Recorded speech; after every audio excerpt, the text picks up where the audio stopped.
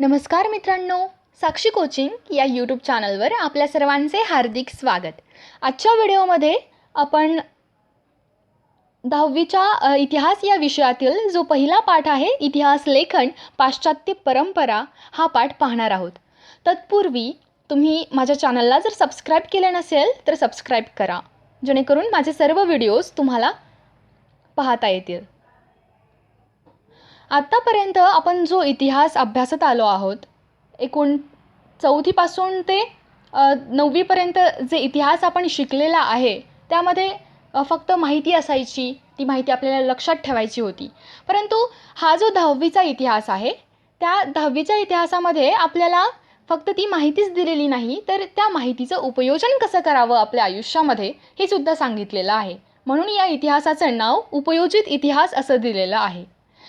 मग आता आपल्याला या 10वीच्या एकूण या सगळ्याच वर्षामध्ये उपयोजित इतिहास शिकायचा आहे। म्हणजे आपण जे काही शिकणार आहोत, जे काही इतिहासामध्ये आपल्याला दिलेलं आहे त्याचं उपयोजन आपल्या वर्तमान आणि भविष्यकाळामध्ये आपल्याला कशा पद्धतीने करायचे हे आपल्याला हा इतिहास शिकवणार आहे।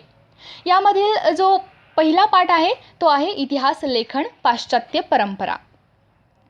यामध्ये इतिहास लेखनाच्या पश्चिमात्य देशामध्ये वेगवेगळ्या परंपरा ज्या होत्या त्यांचं एकूण वर्णन यामध्ये आपल्याला केलेलं दिसतंय।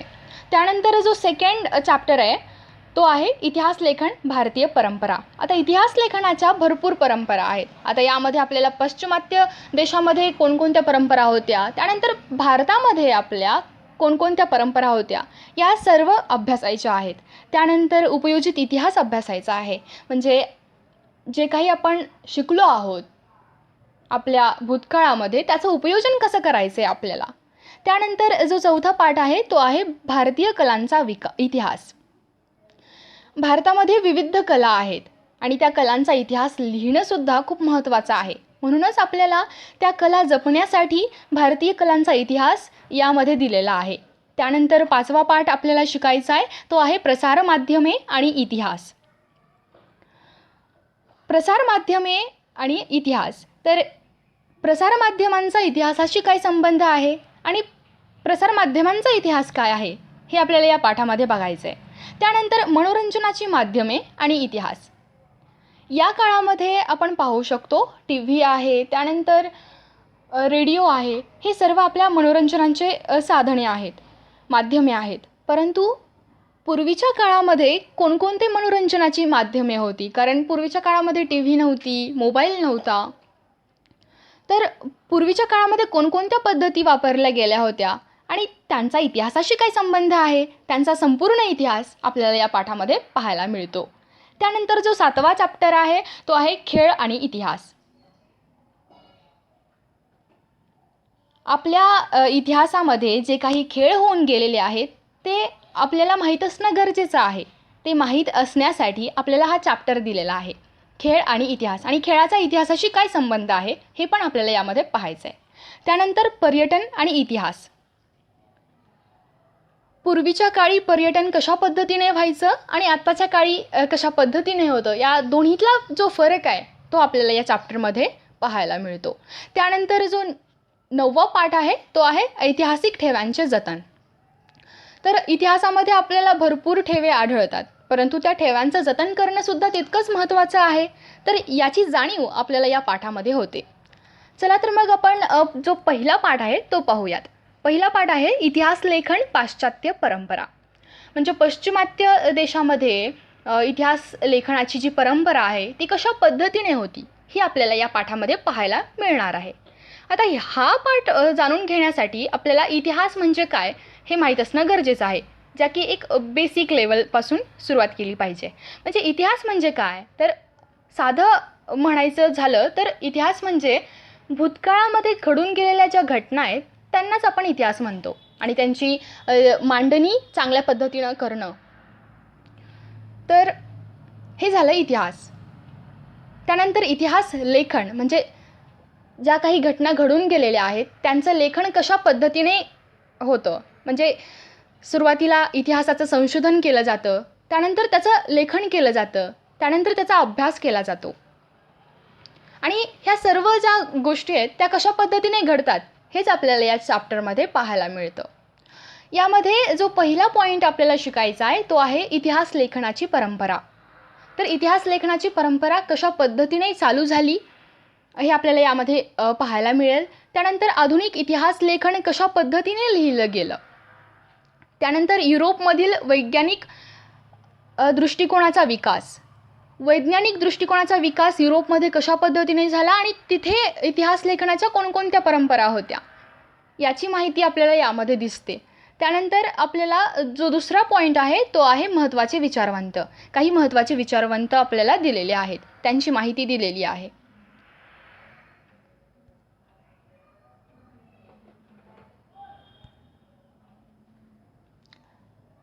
गतकाळात घडून गेलेल्या घटनांची क्रमशः संगती लावून त्यांचे आकलन करून घेणे या दृष्टीने इतिहासाचे संशोधन, लेखन आणि अभ्यास केला जातो. आता गतकाळात म्हणजे काय तर भूतकाळात. तर भूतकाळामध्ये ज्या काही घटना घडलेल्या आहेत त्या घटनांची क्रमशः संगती लावायची आहे, क्रमशः त्यांची मांडणी करायची आहे, त्यांची आकलन करून घ्यायचे आहेत आणि हेच उद्दिष्ट समोर ठेवून इतिहासाचं संशोधन केलं जातं, त्याचं लेखन केलं जातं आणि त्याचा अभ्यास केला जातो. आणि ही एक अखंडितपणे चालणारी प्रक्रिया असते. मग अखंडितपणे म्हणजे काय तर कधीही न थांबणारी, म्हणजे इतिहास आता घडतच राहणार आहे अशा पद्धतीने. त्यानंतर जो पुढचा पॉईंट आहे तो पाहूयात. पुढचा पॉईंट आहे वैज्ञानिक ज्ञानशाखांमध्ये उपलब्ध ज्ञानाची सत्यता पडताळून पाहण्यासाठी प्रायोगिक पद्धती व प्रत्यक्ष निरीक्षण यांचा अवलंब केला जातो.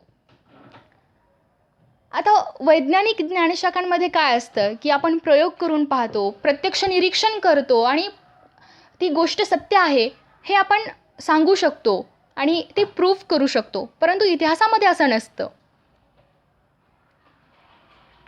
या पद्धतीच्या आधारे विविध घटनांच्या संदर्भातील सार्वकालिक व सार्वत्रिक नियम मांडणे आणि ते नियम पुन्हा पुन्हा सिद्ध करता येणे शक्य असते. म्हणून आपण जे काही आपण वैज्ञानिक शाखांमध्ये प्रयोग करतो ते प्रूफ करून दाखवू शकतो, त्यांना सिद्ध करता येणं शक्य असतं, ते आपण आपल्या डोळ्यासमोर करतो. परंतु इतिहास संशोधनामध्ये असं नसतं. इतिहास संशोधनामध्ये प्रायोगिक पद्धती, प्रत्यक्ष निरीक्षण यांचा अवलंब करणे शक्य नसते, कारण इतिहासातील घटना या घडून गेलेल्या असतात. तेव्हा त्यांच्या निरीक्षणासाठी आपण तेथे नसतो व त्या घटनांची पुनरावृत्ती करता येत नाही. तसेच सार्वकालिक आणि सार्वत्रिक नियम मांडणे आणि ते नियम सिद्ध करता येणे शक्य नसते. म्हणजे जे विज्ञान शाखांमध्ये होतं ते आपल्याला इतिहासामध्ये करता येत नाही. का करता येत नाही? कारण इतिहासामध्ये ज्या घटना घडलेल्या आहेत त्या घडून गेलेल्या आहेत. परंतु आपण विज्ञानामध्ये काय करतो की आता प्रेझेंटमध्ये आपण ते प्रूफ करू शकतो. म्हणूनच सार्वकालिक आणि सार्वत्रिक जे नियम आहेत ते आपण इतिहासामध्ये कोणत्याही पद्धतीने सिद्ध करू शकत नाही. सर्वप्रथम ऐतिहासिक दस्तऐवज लिहिण्यासाठी ज्या भाषेचा, लिपीचा वापर केला गेला असेल त्यांचे वाचन करण्यासाठी आणि त्यांचा अर्थ समजण्यासाठी ती भाषा आणि ती लिपी जाणणाऱ्या तज्ज्ञांची आवश्यकता असते.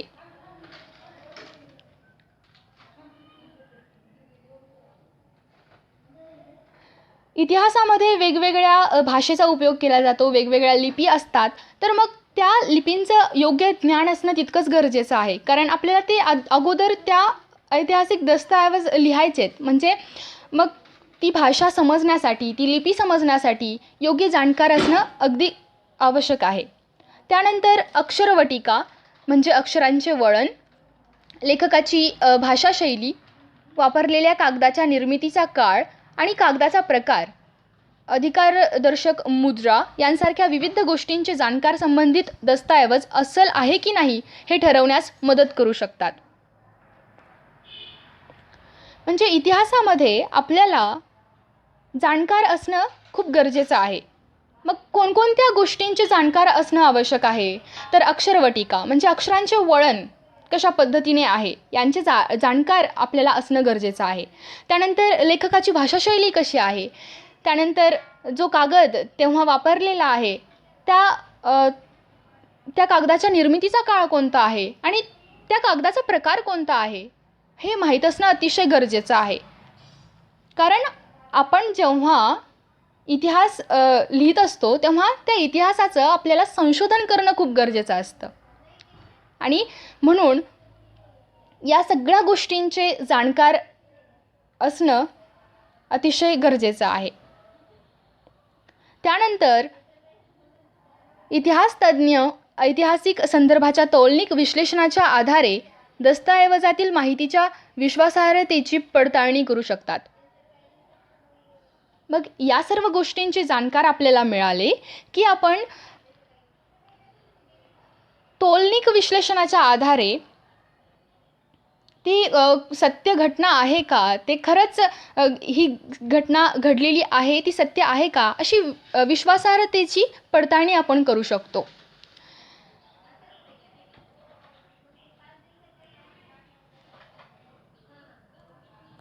त्यानंतर आपल्याला इतिहास संशोधन पद्धती आपल्याला सांगितलेली आहे. इतिहासाची मांडणी करत असताना आपण कोणकोणत्या काळजी घेणं महत्त्वाचं आहे हे आपल्याला इथे बघायला मिळतं.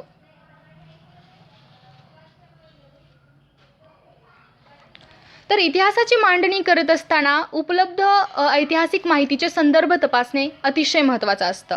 त्यानंतर जी दुसरी बाब आहे ती आहे ऐतिहासिक माहितीचे संकलन. ऐतिहासिक बदलांना कारणीभूत असणाऱ्या प्रक्रियांचे स्वरूप अधोरेखित करणे, त्यांचे तौलनिक विश्लेषण करणे हे सुद्धा अतिशय महत्त्वाचे आहे. म्हणजे इतिहासाची जी माहिती आहे त्यांचं संकलन करणं गरजेचं आहे. त्यानंतर जे काही इतिहासामध्ये बदल घडून गेलेले आहेत त्या घडून गेलेल्या बदलांना कोणकोणत्या गोष्टी कारणीभूत आहेत, कोणकोणत्या प्रक्रिया कारणीभूत आहेत, त्या प्रक्रियांना अधोरेखित करणं अतिशय गरजेचं आहे आणि त्यानंतर त्यांचं तौलनिक विश्लेषण करायला हवं आहे.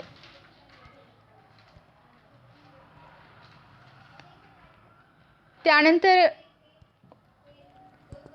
विशिष्ट ऐतिहासिक घटनांच्या उपलब्ध माहितीचे स्थलकालात्मक संदर्भ तसेच ऐतिहासिक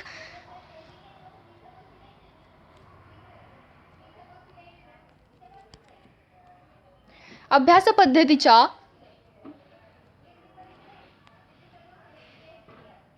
विविध संकल्पनात्मक चौकटींचे आकलन करून घेणे. म्हणजे एक विशिष्ट इतिहासाची घटना आहे आणि ती घटना कुठे घडली आहे आणि तिचा काळ कोणता आहे यासंबंधीचे संदर्भ लिहिता येणे अतिशय आवश्यक आहे. आणि त्यानंतर त्या ऐतिहासिक अभ्यास पद्धतीच्या विविध संकल्पना ज्या आहेत त्यांचं स्पष्टीकरण करणं गरजेचं आहे, त्यांचं आकलन व्हायला हवं आहे. त्यानंतर ऐतिहासिक संदर्भाशी निगडीत योग्य प्रश्नांची मांडणी करणे. जे ऐतिहासिक संदर्भ आहेत त्यांच्याशी जे निगडीत योग्य प्रश्न आहेत त्यांची योग्य पद्धतीने आपल्याला मांडणी करता आली पाहिजे. त्यानंतर संभाव्य परिकल्पना मांडणे. त्यानंतर इतिहासाच्या साधनांचे चिकित्सक संशोधन करणे. म्हणजे इतिहासाची जी साधने आहेत त्यांचं चिकित्सक पद्धतीने संशोधन झालं पाहिजे. तर या सर्व गोष्टी ज्या आहेत त्या इतिहासाची मांडणी करण्यासाठी अतिशय महत्त्वाच्या आहेत. त्यानंतर आपण बघूयात इतिहास संशोधनास सहाय्यभूत होणाऱ्या विविध ज्ञानशाखा व संस्था आहेत. उदाहरणार्थ पुरातत्व,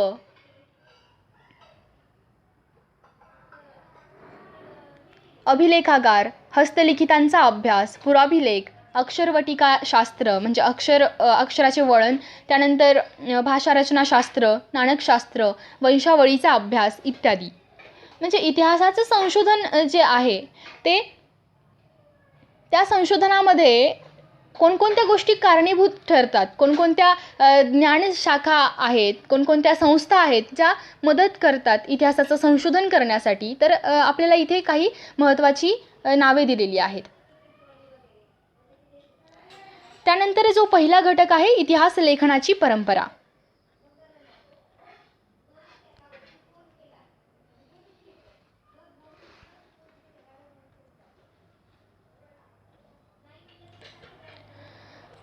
इतिहास लेखनाची परंपरा कशा पद्धतीने झालेली आहे हे आपल्याला यामध्ये पाहायचं आहे.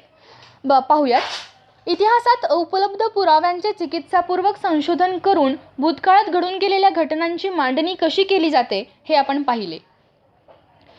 म्हणजे आता इतिहासामध्ये आपण आताच पाहिलं की उपलब्ध पुरावे यांचे चिकित्सापूर्वक संशोधन कशा पद्धतीने केले जाते. त्यानंतर भूतकाळामध्ये ज्या घटना घडून गेलेल्या आहेत त्यांची मांडणी कशा पद्धतीने केली जाते, म्हणजे त्यासाठी आवश्यक असणारे जाणकार हवे असतात. या सर्व गोष्टींची माहिती आपण घेतलेली आहे. अशी मांडणी करण्याच्या लेखन पद्धतीला इतिहास लेखन असं म्हणतात. म्हणजे अशी जी चिकित्सापूर्वक संशोधन करून जी माहिती संकलित करून मांडणी जी केली जाते त्याच मांडणी करण्याच्या ज्या लेखन पद्धती आहेत त्या लेखन पद्धतीला आपण इतिहास लेखन असं म्हणतो. अशा प्रकारे इतिहासाची चिकित्सापूर्वक मांडणी करणाऱ्या संशोधकाला इतिहासकार असे म्हटले जाते.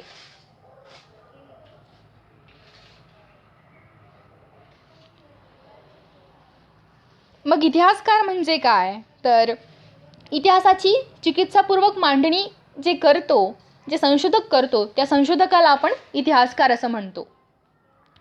अर्थातच इतिहासाची मांडणी करताना भूतकाळात घडून गेलेल्या प्रत्येक घटनेची नोंद घेणे आणि तिचे ज्ञान करून देणे इतिहासकाराला शक्य नसते.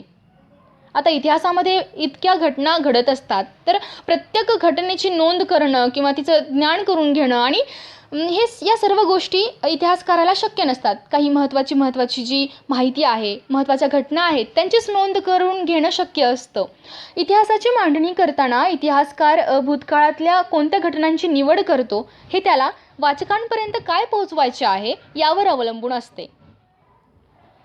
म्हणजे आपण इतिहासाची जेव्हा मांडणी करत असतो तर इतिहासकाराला अगोदरच माहीत असतं की वाचकापर्यंत आपल्याला काय पोहोचवायचं आहे आणि त्यानुसारच इतिहासकार त्याची घटनांची निवड करत असतो. आता आपण घेऊ शकतो एखादी घटना. पूर्वीच्या काळी ज्या पराक्रमाच्या गोष्टी आपल्याला आपले आजी आजोबा सांगतात तर त्या पराक्रमाच्या गोष्टींवरून आपण आपल्या आयुष्यामध्ये काय शिकायला हवं आहे, आपण त्या जर गोष्टी ऐकल्या किंवा त्या गोष्टीचा आपल्याला काही फायदा होईल का यासाठीच त्यांची निवड केली जाते. निवडलेल्या घटना आणि त्यांची मांडणी करताना अवलंबलेला वैचारिक दृष्टिकोन या गोष्टी इतिहासकाराच्या लेखनाची शैली निश्चित करीत असतात. म्हणजे त्या इतिहासकाराच्या जी लेखन पद्धती आहे त्याची शैली आपल्याला जर निश्चित करायची असेल तर त्या इतिहासकाराने कोणती घटना निवडली आहे आणि तिची मांडणी करत असताना त्याने कोणता वैचारिक दृष्टिकोन अवलंबलेला आहे या गोष्टींवर ते अवलंबून असतं. त्यानंतर जगभरातील प्राचीन संस्कृतीमध्ये अशा प्रकारे इतिहास लेखन करण्याची परंपरा नव्हती. पूर्वीच्या काळी जर खूप प्राचीन संस्कृतीमध्ये बघितलं तर जगभरातल्या तर अशा पद्धतीने जी इतिहास लेखनाची परंपरा होती ती नव्हती तिथे. परंतु त्या लोकांना भूतकाळाची जाणीव किंवा जिज्ञासा नव्हती असे म्हणता येणार नाही.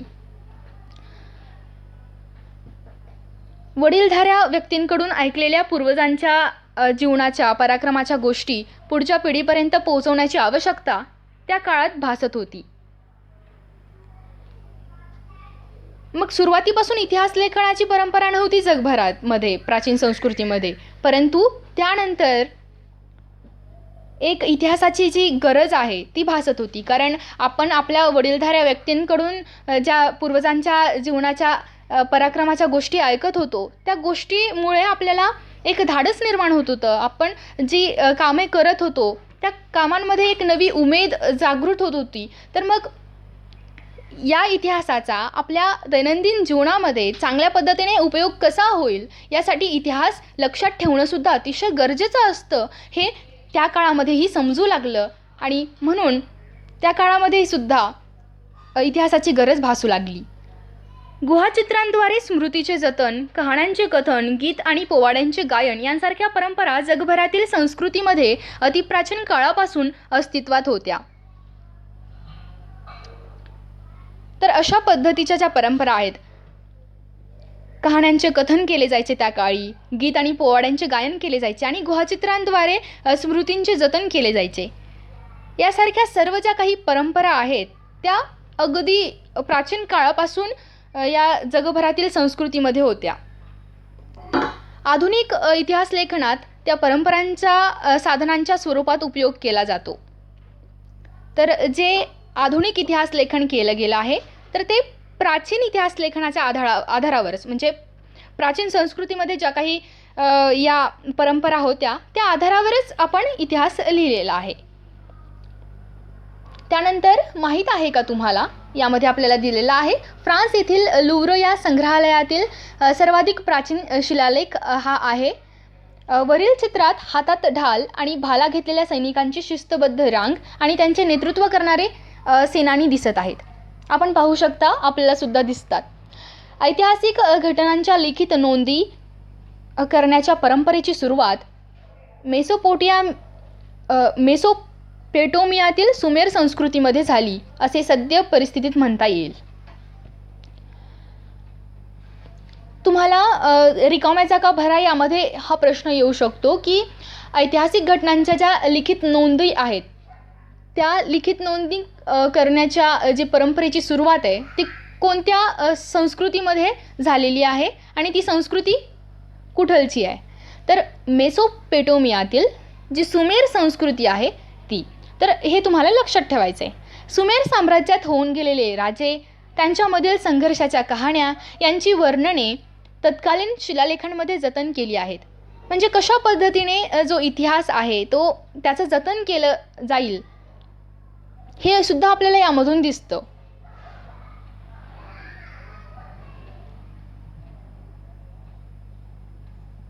त्यातील सर्वाधिक प्राचीन शिलालेख सुमारे 4500 वर्षांपूर्वी सुमेरमधील 2 राजांमध्ये झालेल्या युद्धाची नोंद करणारा असून तो सध्या फ्रान्समधील लुव्र या जगप्रसिद्ध संग्रहालयात ठेवलेला आहे.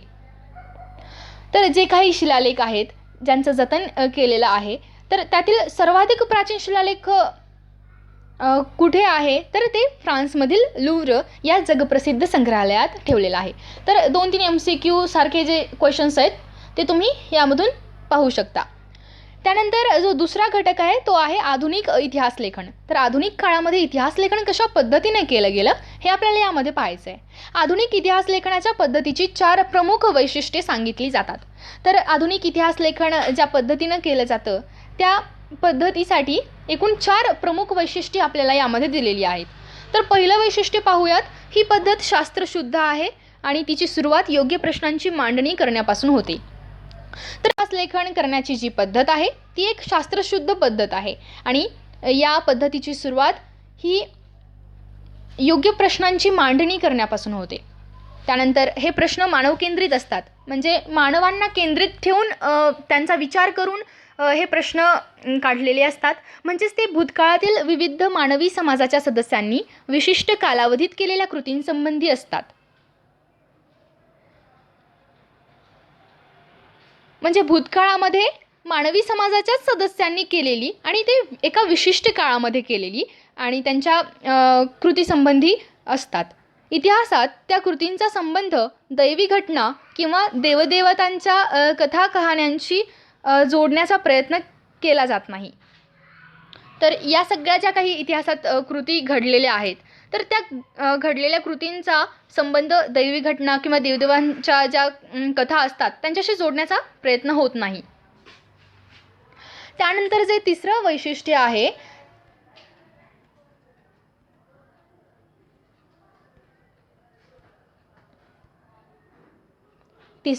पाहूयात. या प्रश्नांच्या इतिहासातील उत्तरांना विश्वासार्ह पुराव्यांचा आधार असतो, त्यामुळे इतिहासाची मांडणी तर्क सुसंगत असते. म्हणजे जर इतिहासाची मांडणी तर्क सुसंगत पद्धतीने करायची असेल तर विश्वासार्ह पुरावे असणं अतिशय गरजेचं आहे. आणि म्हणून ही जी काही प्रश्न निवडली जातात त्या प्रश्नांच्या इतिहासातील जे उत्तरं आहेत त्यांना विश्वासार्ह पुराव्यांचा आधार असतो. त्यानंतर जे चौथं वैशिष्ट्य आहे, मानवजातीने भूतकाळात केलेल्या कृतींच्या आधारे मानवजातीच्या वाटचालीचा वेध इतिहासात घेतला जातो. मी आत्ताच सांगितल्याप्रमाणे की भूतकाळामध्ये मानवजात कोणकोणती कृती करते त्याचा उपयोग आपण आपल्या मानवजातीच्या वाटचालीचा वेध घेण्यासाठी केला जातो. म्हणजे आपण आपल्या आयुष्यामध्ये कशा पद्धतीने पुढे जावं, त्या भूतकाळामध्ये घडून गेलेल्या ज्या घटना आहेत त्यांच्या आधारे आपण आपल्या आयुष्यामध्ये कोणत्या कोणत्या पायऱ्या टप्पे पार केले पाहिजेत हे आपल्याला या इतिहासामधून कळतं. त्यामुळे इतिहास माहीत असणं अतिशय गरजेचं आहे. वरील वैशिष्ट्यांनी युक्त असलेल्या आधुनिक इतिहास लेखनाच्या परंपरेची बीजे प्राचीन ग्रीक इतिहासकारांच्या लेखनात आढळतात. म्हणजे ही सगळी काही जी 4 वैशिष्ट्ये मी आता सांगितलेली आहेत, ही सगळी काही वैशिष्ट्ये प्राचीन ग्रीक इतिहासकारांच्या लेखनामध्ये आढळतात. हिस्ट्री हा शब्द ग्रीक भाषेतील आहे. हिस्ट्री आपण इंग्लिशमध्ये म्हणतो, परंतु हा जो शब्द आहे तो मूळ ग्रीक भाषेतील आहे. इसवी सन पूर्व 5व्या शतकात होऊन गेलेल्या हेरोडोटस या ग्रीक इतिहासकाराने तो प्रथम त्याच्या द हिस्ट्रीज या ग्रंथाच्या शीर्षकासाठी वापरला. म्हणजे अगदी इसवी सन पूर्व 5व्या शतकामध्ये जो हेरोडोटस हा ग्रीक इतिहासकार होता त्याने द हिस्ट्रीज या ग्रंथाच्या शीर्षकासाठी हिस्ट्री हा शब्द वापरलेला होता. त्यानंतर आपल्याला पुढचा पॉईंट पाहायचा आहे, तो आहे 1.3 युरोपमधील वैज्ञानिक दृष्टिकोनाचा विकास आणि इतिहास लेखन. मग युरोपमध्ये वैज्ञानिक दृष्टिकोनाचा विकास कशा पद्धतीने झाला आणि तिथे इतिहास लेखन कशा पद्धतीने केलं गेलं याचं वर्णन आपल्याला यामध्ये बघायला मिळतं. पाहूयात तर मग इसवी सनाच्या 18व्या शतकाच्या काळापर्यंत युरोपमध्ये तत्त्वज्ञान आणि विज्ञान या क्षेत्रांमध्ये लक्षणीय प्रगती झाली.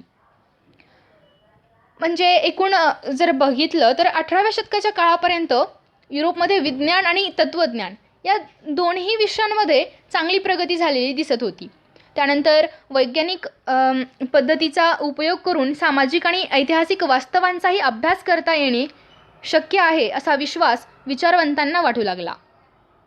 तर वैज्ञानिक पद्धतीचा उपयोग करून कशा पद्धतीने सामाजिक आणि ऐतिहासिक वास्तव यांचा अभ्यास करता येणं शक्य आहे हे आता विचारवंतांना कळू लागलं.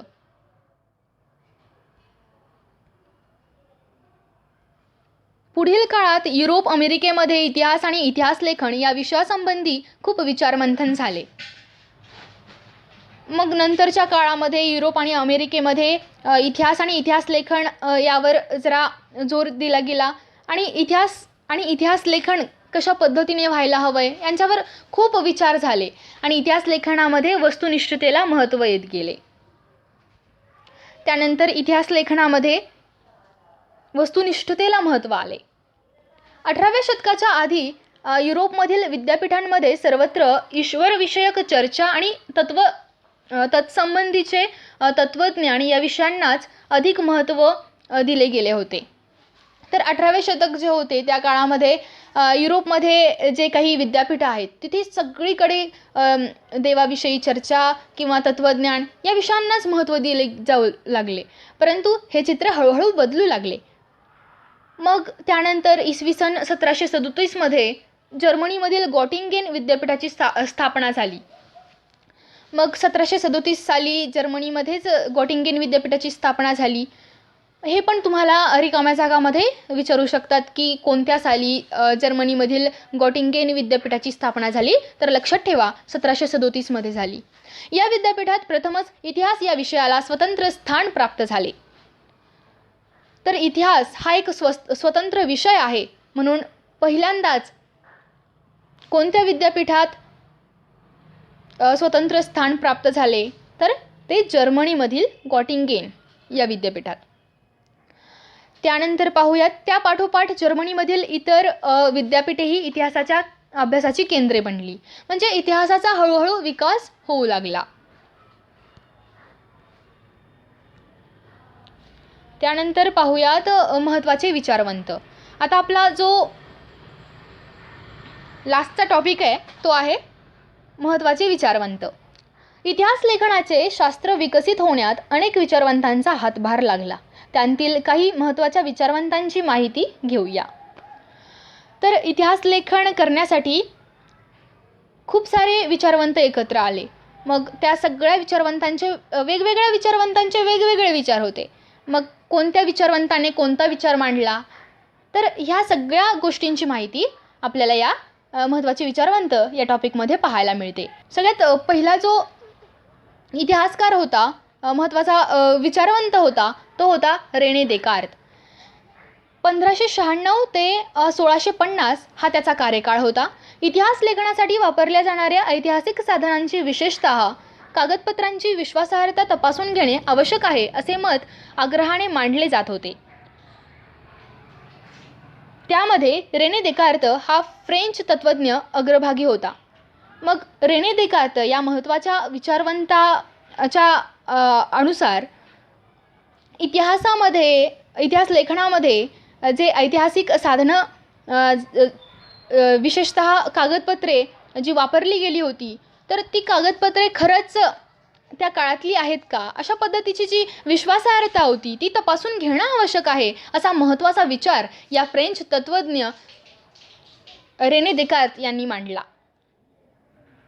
त्याने लिहिलेल्या डिस्कोर्स ऑन दी मेथड या ग्रंथातील एक नियम शास्त्रशुद्ध संशोधनाच्या दृष्टीने फारच महत्त्वाचा मानला जातो. तर त्यांनी कोणता ग्रंथ लिहिलेला आहे? Discourse on the method. आणि या ग्रंथातला एक महत्त्वाचा नियम शास्त्रशुद्ध संशोधनाच्या दृष्टीने खूपच महत्त्वाचा होता, तो दिलेला आहे. एखादी गोष्ट सत्य आहे असे निसंशयरित्या प्रस्थापित होत नाही तोपर्यंत तिचा स्वीकार कदापि करू नये, हा तो नियम होय. मग तो नियम कोणता होता? तर तो नियम होता की आता एखादी गोष्ट सत्य आहे हे जोपर्यंत आपल्याला माहीत होत नाही ना, तोपर्यंत आपण तिचा स्वीकार कधीही करू नये. म्हणून अगोदर सत्य चांगल्या पद्धतीने ओळखून घ्यावे, हा जो महत्त्वाचा नियम होता तो त्याच्या डिस्कोर्स ऑन द मेथड या ग्रंथातला होता. आणि हा एक महत्त्वाचा विचारवंत होता. त्यानंतर जो दुसरा विचारवंत होता तो आहे व्हॉल्टियर. आणि याचा कार्यकाळ पाहिला तर 1694 ते 1778 हा त्याचा कार्यकाळ आहे. व्हॉल्टियरचे जे मूळ नाव आहे ते फ्रान्सवा मरी अरुये असे होते. मग तुम्हाला हे नावसुद्धा लक्षात ठेवलं पाहिजे की व्हॉल्टियरचं जे मूळ नाव होतं ते कोणतं होतं, तर ते होतं फ्रान्सवा मरी अरुये. व्हॉल्टियर या फ्रेंच तत्त्वज्ञाने इतिहास लेखनासाठी केवळ वस्तुनिष्ठ सत्य आणि घटनांचा कालक्रम एवढ्यावरच लक्ष केंद्रित न करता तत्कालीन समाजाच्या परंपरा, व्यापार, आर्थिक व्यवस्था, शेती इत्यादी गोष्टींचा विचार करणे आवश्यक आहे, हा विचार मांडला.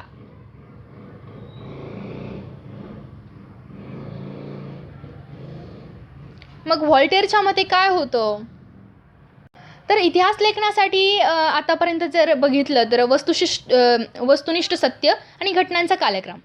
आता एवढंच न करता या व्हॉल्टेअरने तत्कालीन समाजाच्या परंपरा कोणत्या आहेत, व्यापार कसा केला जातो, आर्थिक व्यवस्थेमध्ये आणि शेतीमध्ये कशा पद्धतीने इतिहास लेखन केलं जावं यासाठी विचार मांडला होता. त्यामुळे इतिहासाची मांडणी करताना मानवी जीवनाचा सर्वांगीण विचार व्हायला हवा, हा विचार पुढे आला. म्हणजे मानवाने अगदी सुरुवातीपासून कशा पद्धतीने विचार केला, विकास त्याचा कशा पद्धतीने झाला, म्हणजे एकूण इतिहासाची सगळी जी मांडणी आहे इतिहासामध्ये झालेली, तर त्यामध्ये कंप्लीट मानवाचा इतिहास आणि मानवाचा सर्वांगीण विकास कशा पद्धतीने होतो यावर सर्वांगीण विचार व्हायला हवा, हे महत्त्वाचा विचार त्याने मांडला. त्यानंतर त्या दृष्टीने व्हॉल्टियर आधुनिक इतिहास लेखनाचा जनक होता असे म्हणता येईल. मग त्यामुळेच मानवाच्या दृष्टीने अधिक प्रयत्न व्हावेत, इतिहास लेखन केलं जावं, त्या दृष्टीने जे व्हॉल्टियर आहेत यांना आधुनिक इतिहास लेखनाचा जनक असं मानलं जायचं. त्यानंतर जे तिसरे विचारवंत आहेत ते आहेत जॉर्ज विल्यम फ्रेडरिक हेगेल. यांचा जो कार्यकाळ आहे तो आहे 1770 ते 1831. या जर्मन तत्त्वज्ञाने ऐतिहासिक वास्तव तर्कशुद्ध पद्धतीने मांडले गेले पाहिजे यावर भर दिला. म्हणजे आता प्रत्येक विचारवंताचे वेगवेगळे विचार आहेत. तर आता जॉर्ज विल्यम फ्रेडरिक हेगेल हा जो जर्मन तत्त्वज्ञ होता, यानं काय सांगितलं तर याच्यानुसार जे ऐतिहासिक वास्तव आहेत ते आपल्याला तर्कशुद्ध पद्धतीने मांडले पाहिजेत. असा त्याचा भर होता. त्यानंतर इतिहासातील घटनाक्रम प्रगतीचे टप्पे दर्शवणारा असतो असे त्याने सांगितले. म्हणजे इतिहासामध्ये ज्या काही घटना होत चालल्या आहेत तर त्या एकूण प्रगतीचे टप्पे दर्शवणारे आहेत असं त्याने सांगितलं. त्याचबरोबर इतिहासाची मांडणी इतिहासकाराला वेळोवेळी उपलब्ध होत असलेल्या पुराव्यांनुसार बदलत जाणे स्वाभाविक असते असे प्रतिपादन त्याने केले. तर इतिहासाची जी मांडणी आहे ती वेळोवेळी जे काही आपल्याला पुरावे उपलब्ध असतात तर त्या पुराव्यांनुसार ती बदलत जाते असं त्याचं सांगणं होतं, असं त्यानं प्रतिपादन केलं होतं. त्याच्या विवेचनामुळे इतिहासाच्या अभ्यास पद्धती विज्ञानाच्या पद्धतींपेक्षा वेगळ्या असल्या तरी त्या कमी प्रतीच्या नाहीत अशी अनेक तत्त्वज्ञांची खात्री पटली. इतिहास लेखनाच्या ज्या पद्धती आहेत त्या पद्धतीपेक्षा विज्ञानाच्या पद्धती वेगळ्या आहेत हे असतानासुद्धा इतिहासाच्या ज्या पद्धती आहेत त्या विज्ञानापेक्षा कमी प्रतीच्या नाहीत अशी जे वेगळे तत्त्वज्ञ होते असा त्यांच्यावर चांगला विश्वास पडला. एन्सायक्लोपीडिया ऑफ फिलॉसॉफिकल सायन्सेस या ग्रंथामध्ये त्याची व्याख्याने आणि लेख यांचे संकलन आहे. तर तुम्हाला परीक्षेमध्ये प्रश्नसुद्धा इथे विचारू शकतात की जॉर्ज विल्यम फ्रेडरिक हेगेल यांचे व्याख्याने आणि लेख यांचे संकलन कोणत्या ग्रंथामध्ये होते तर एन्सायक्लोपीडिया ऑफ फिलॉसॉफिकल सायन्सेस या ग्रंथामध्ये. त्यानंतर हेगेलने लिहिलेले रिझन इन हिस्ट्री हे जे पुस्तक आहे हे त्यांचं आहे. ठीक आहे, रिझन इन हिस्ट्री हे पुस्तक पण तुम्हाला चांगल्या पद्धतीने लक्षात ठेवायचं आहे. त्यानंतर आपल्याला इथे काही माहिती दिलेली आहे, जाणून घ्या म्हणून काही माहिती दिलेली आहे हे पाहूयात. हेगेलच्या मते कोणत्याही घटनेचा अर्थ लावण्यासाठी तिची वर्गवारी ही दोन विरोधी प्रकारांत करावी लागते. मग हेगेलचं काय मत होतं तर त्याच्या मतानुसार आता कोणतीही जर घटना असली तर त्या घटनेसाठी तिची वर्गवारी, तिचं जे विश्लेषण आहे ते दोन विरोधी प्रकारात व्हायला हवं आहे असं त्यांचं मत होतं. त्याशिवाय मानवी मनाला त्या घटनेचे आकलन होत नाही असे त्यांनी सांगितले. आणि उदाहरणार्थ खरे खोटे, चांगले वाईट या पद्धतीला द्वंद्ववाद डायलेक्टिक्स असे म्हटले जाते. म्हणजे जर दोन विरोधी प्रकारांत जर आपण वर्गवारी केली नाही तर त्या घटनेचं चांगल्या पद्धतीने आकलन होत नाही असं त्यांनी सांगितलं. म्हणूनच जर कोणत्याही घटनेचा अर्थ लावायचा असेल तर तिची वर्गवारी ही दोन विरोधी प्रकारांत करावी लागते असं त्यांनी सांगितलं. आणि ही जी पद्धत आहे या पद्धतीलाच त्यांनी द्वंद्ववाद किंवा डायलेक्टिक्स असं म्हटलं. या पद्धतीत प्रथम एक सिद्धांत मांडला जातो. तर तो प्रथम सिद्धांत कोणता आहे, त्यानंतर त्या सिद्धांताला छेद देणारा प्रतिसिद्धांत मांडला जातो. म्हणजे सुरुवातीला असं वादविवाद स्पर्धेमध्ये एक अनुकूल बाजूवर मत मांडतो आणि दुसरा प्रतिकूल बाजूवर मत मांडतो आणि दोन्ही मते जाणून घेतल्यानंतर आपल्याला चांगल्या पद्धतीने त्याची माहिती होते. अशा पद्धतीनेच जी द्वंद्ववाद आहे यामध्ये एक सिद्धांत सुरुवातीला मांडला जातो, त्यानंतर त्या सिद्धांताला विरोध करणारा जो दुसरा सिद्धांत आहे ज्याला प्रतिसिद्धांत म्हणतात तो मांडला जातो. या दोन्ही सिद्धांताच्या तर्काधिष्ठित उहापोहानंतर त्या दोहोंचे सार ज्यात समावले आहे अशा सिद्धांताची समन्वयक मांडणी केली जाते. त्यानंतर सिद्धांत आला आपल्याजवळ, त्यानंतर प्रतिसिद्धांत आला आणि ह्या दोन्ही वर विचार करून जेव्हा त्या दोन्हीचे सार ज्यामध्ये सामावले जाते अशा सिद्धांताची एक मांडणी केली जाते. जो दुसरा इतिहासकार आहे तो आहे लिओपोल्ड व्हॉन रांके आणि यांचा जो कार्यकाल आहे ते 1795 ते 1886 आहे. 19व्या शतकातील इतिहास लेखनाच्या पद्धतीवर प्रामुख्याने बर्लिन विद्यापीठातील लिओपोल्ड व्हॉन रांके यांच्या विचारांचा प्रभाव होता. तर सुरुवातीला हे जे विचारवंत आहेत यांच्या विचारांचा भरपूर प्रभाव होता. त्याने इतिहास संशोधनाची चिकित्सक पद्धती कशी असावी हे सांगितले. तर इतिहास संशोधनाची जी चिकित्सक पद्धत आहे ती कशा पद्धतीने असावी याचं चांगल्या पद्धतीने विश्लेषण यांनी करून दिलं होतं. मूळ दस्तऐवजांच्या आधारे प्राप्त झालेली माहिती ही सर्वाधिक महत्त्वाची आहे यावर त्यांनी भर दिला. म्हणजे जे मूळ दस्तऐवज आपल्याला जे मूळ दस्तऐवज आहेत त्या आधारेच जी काही माहिती आपल्याला प्राप्त झालेली आहे तीच सगळ्यात महत्त्वाची आहे असं त्यांनी सांगितलं. तसेच ऐतिहासिक घटनांशी संबंधित असलेल्या सर्व प्रकारची कागदपत्रे आणि दस्तऐवज यांचा कसून शोध घेणे अत्यंत महत्त्वाचे असल्याचे त्यांनी सांगितले. मग इतिहास लेखन करत असताना मूळ दस्तऐवजांच्या आधारे माहिती तर प्राप्त झाली पाहिजेच. त्यानंतर ऐतिहासिक घटनांशीच्या काही सर्व संबंधित प्रकारची जी कागदपत्रे आहेत किंवा दस्तऐवज आहेत ती त्यांचा शोध घेणं अतिशय महत्त्वाचं असल्याचं त्यांनी सांगितलं. म्हणजे इतिहासाचं लेखन करत असताना कशा पद्धतीने संशोधन केलं जातं हे त्यांना जास्त चांगल्या पद्धतीने पटवून द्यायचं होतं. अशा पद्धतीने ऐतिहासिक सत्यापर्यंत पोहोचता येणे शक्य आहे असा विश्वास त्याने व्यक्त केला. म्हणजे इतिहासामध्ये जी विश्वासार्हता आहे, जे विश्वास आहे इतिहासाबद्दलचा, म्हणजे जे ऐतिहासिक सत्य आहे त्या सत्यापर्यंत जर का आपल्याला पोहोचवायचं असेल ना तर आपल्याला जी सगळी कागदपत्रे आहेत, दस्तऐवज आहेत त्या घटनेसंबंधीची ती सगळी पडताळणं अतिशय आवश्यक आहे असं त्यांनी सांगितलं. इतिहास लेखनातील काल्पनिकतेवर त्याने टीका केली, परंतु त्यांच्या मतानुसार इतिहास लेखनामध्ये कोणतीही जी काल्पनिकता आहे ही नसायला हवी असं त्यांनी सांगितलं. इतिहासाच्या मांडणीवर भर दिला. आता जगामध्ये जागतिक पातळीवर इतिहास कशा पद्धतीने लिहिला गेला यावर त्यांनी भर दिला. The theory and practice of history आणि the secret of world history या ग्रंथामध्ये त्याच्या विविध लेखांचे संकलन आहे.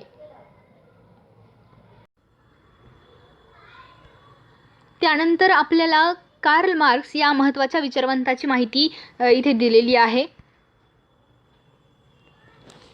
त्यांचा कालखंड किंवा कार्यकाळ हा 1818 ते 1883 असा होता. 19व्या शतकाच्या उत्तरार्धात कार्ल मार्क्स याने मांडलेल्या सिद्धांतांमुळे इतिहासाच्या दृष्टिकोनात महत्त्वाचा बदल घडवून आणणारी वैचारिक प्रणाली अस्तित्वात आली.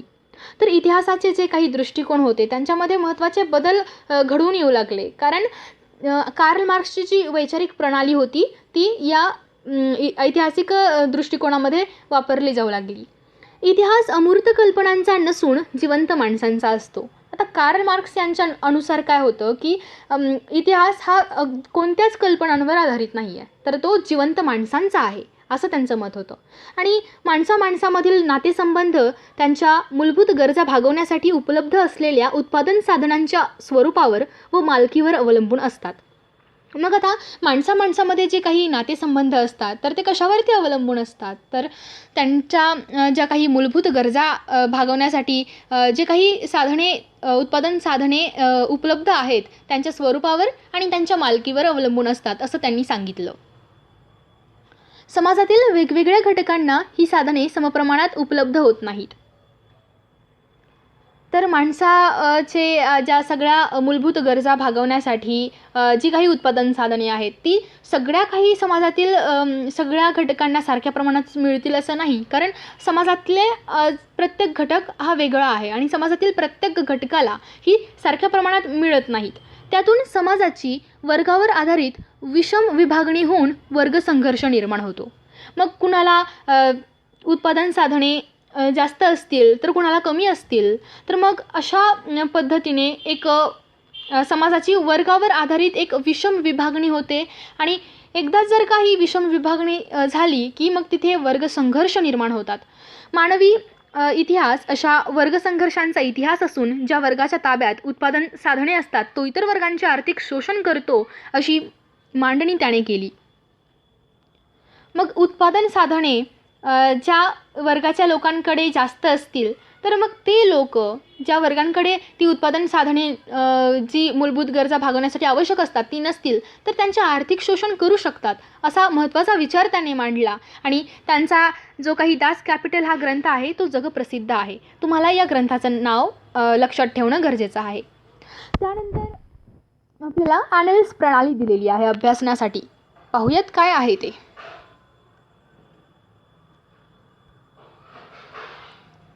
आता आपल्याला अभ्यासायची आहे ॲनल्स प्रणाली.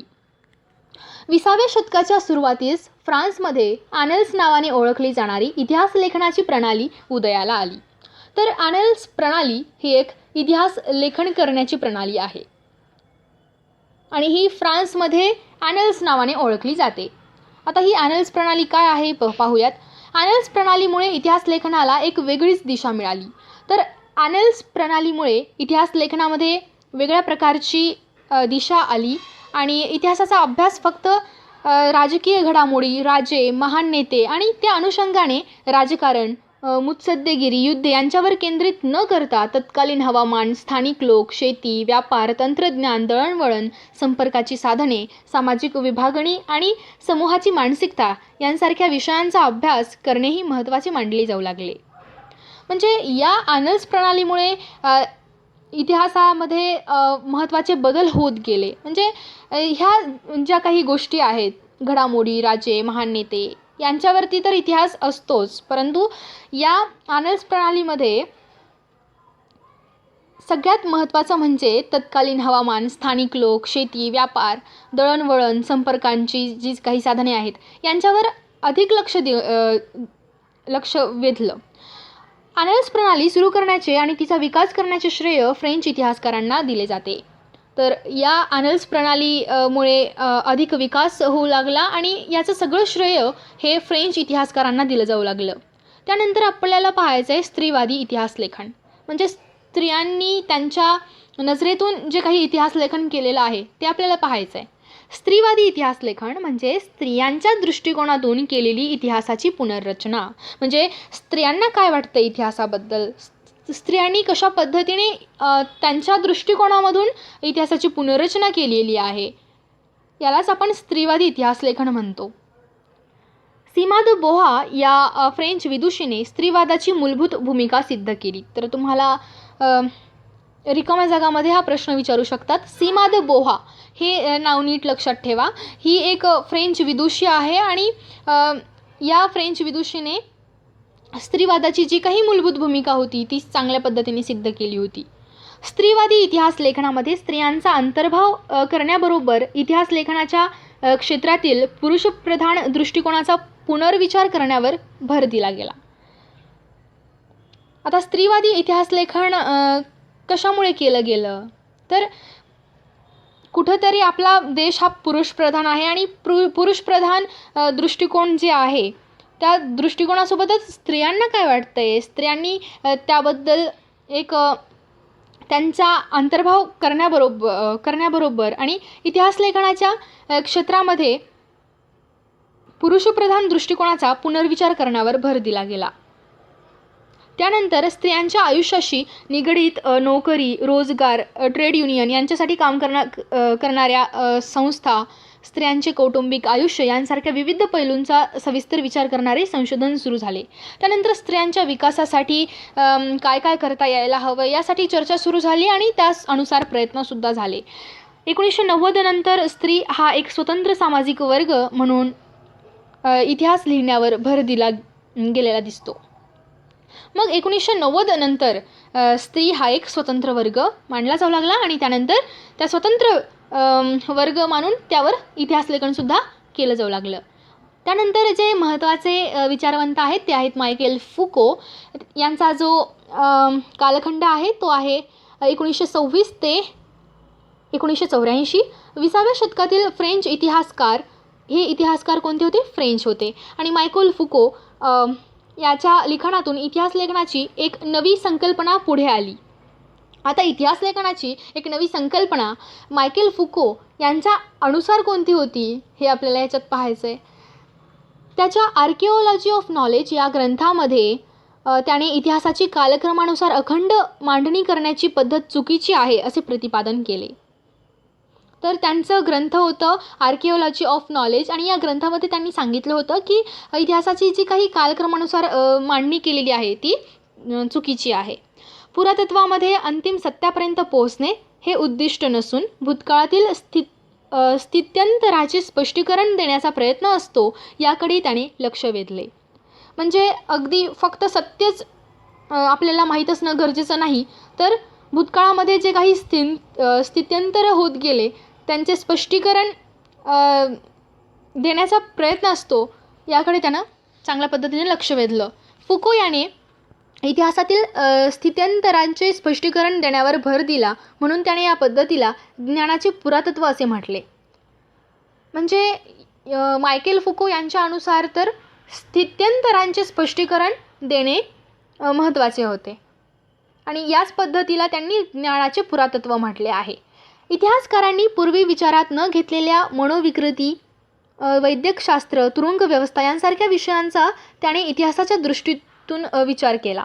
म्हणजे पूर्वी इतिहासकारांनी जे काही विषय विचारात घेतले नव्हते त्या सगळ्या विषयांचा इतिहासाच्या दृष्टिकोनातून मायकेल फुको यांनी विचार केला. आधुनिक इतिहासलेखनाची व्याप्ती अशा रीतीने सतत विस्तारत गेली. मग अशा पद्धतीने प्रत्येक ठिकाणी इतिहास येत गेला आणि मग आधुनिक इतिहासलेखनाची व्याप्तीसुद्धा झाली. म्हणजे आधुनिक इतिहासलेखन हे पसरू लागलं. त्यानंतर साहित्य, स्थापत्य, शिल्पकला, चित्रकला, संगीत कला, नृत्यकला, नाट्यकला, चित्रपट निर्मिती, दूरदर्शन यांसारख्या विविध विषयांचे स्वतंत्र इतिहास लिहिले जाऊ लागले. म्हणजे अगदी इतिहास हा विषय सगळ्याच क्षेत्रात जाऊन पोहोचू लागला. अशा पद्धतीने हा महत्त्वाचा पाठ संपलेला आहे. जर तुम्हाला हा व्हिडिओ आवडला असेल तर लाईक, शेअर आणि सबस्क्राईब करायला विसरू नका. धन्यवाद.